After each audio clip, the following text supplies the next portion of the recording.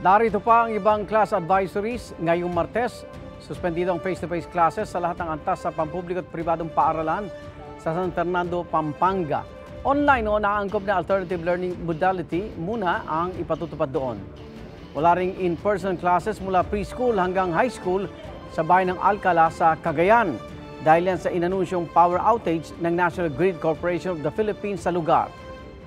Abisa sa mga eskwelahan na magpatupad ng asynchronous classes sa Nueva Ecija, kanselado ang klase at school operation sa St. John Parochial School.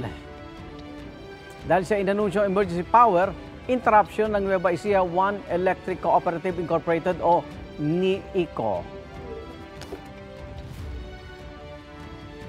Igan, mauna ka sa mga balita. Mag-subscribe sa GMA Integrated News sa YouTube. Sa mga kapuso abroad, subaybayan nyo kami sa GMA Pinoy TV at sa www.gmanews.tv.